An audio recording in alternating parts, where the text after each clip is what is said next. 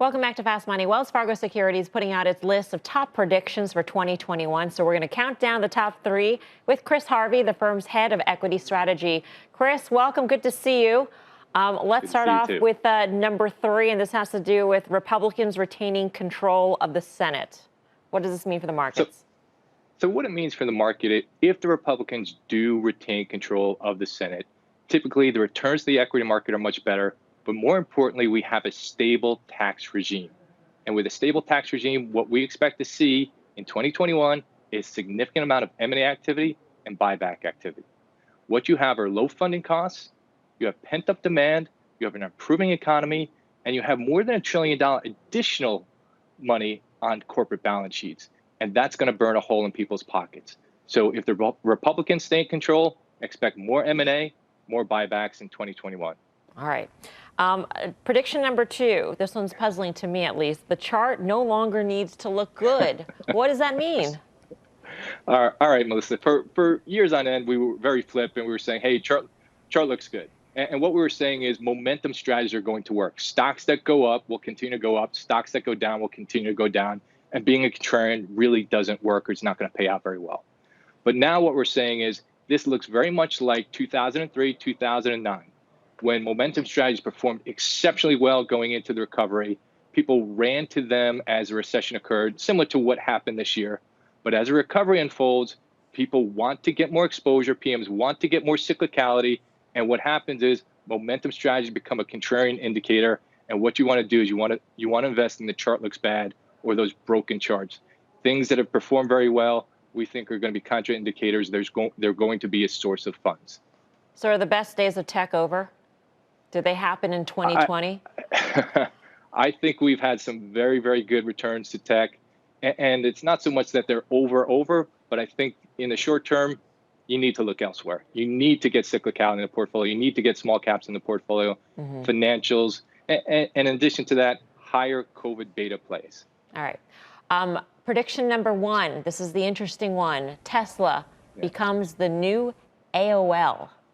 Right. Now, is this the AOL that was acquired by Time Warner, or is this the AOL of today?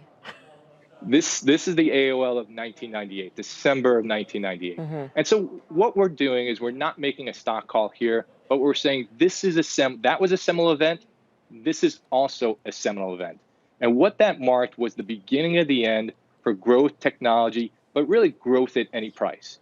And what happened is AOL went into the S&P 500 in December 1998. 99 was a fantastic year for tech, fantastic year for growth, but in the following several years, many of your tech and your growth companies lost 50 to 100% of their value. And what we know in 2020, everything happens faster. So if it took 12 months for that to begin or for things to roll over, it probably takes 6 months for that to happen now. And so we think this is going to be a very seminal event. People will look back at this in time and realize that this was the beginning of the end for that growth in technology and momentum strategies.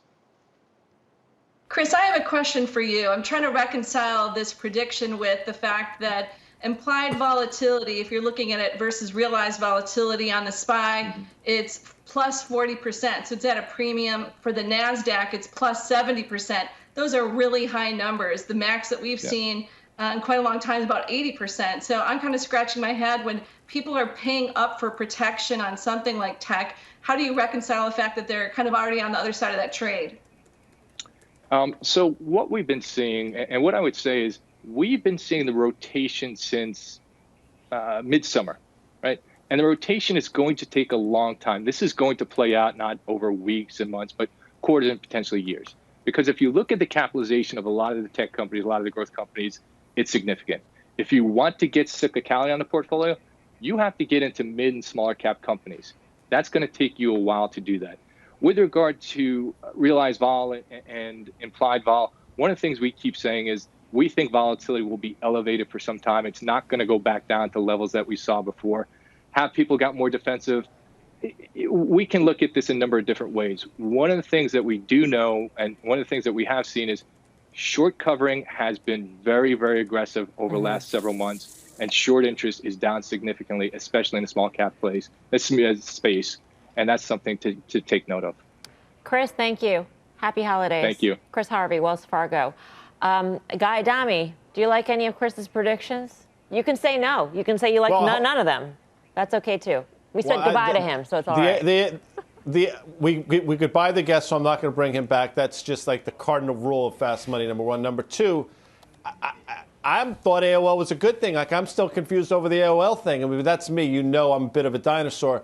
Number three, I'm not convinced the Republicans are going to win in Georgia. And I think the market's looking past the fact that with the chance that the Democrats do win, I think there's a real risk to the market on the back of that one. So maybe market participants are hoping for that. I'm not convinced that's the case. And the fourth thing, Mel, if I may, the former Miss Runner-Up USA, who's now in Tennessee, she just texted me and said, by the way, Melissa, there is Jiffy Pop, and they buy it in Tennessee. And I got the whole Twitterverse telling me the same thing. I know. So there. We got I'm links just letting on you where know. to buy it. We got pictures. Thank you, Twitterverse, for keeping us updated on popcorn options.